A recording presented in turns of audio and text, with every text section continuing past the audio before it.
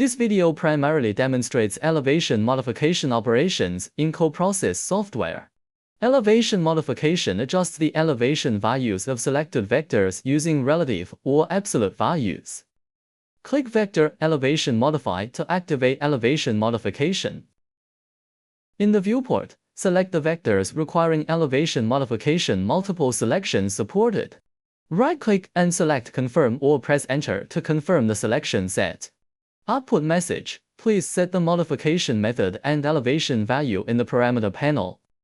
Configure parameters. Select relative value to modify relative to the vector's original elevation.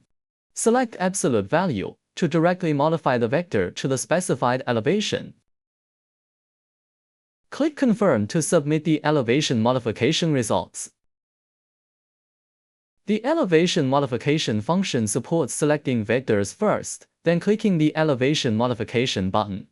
This selects the vectors as modification targets and initiates the elevation modification process.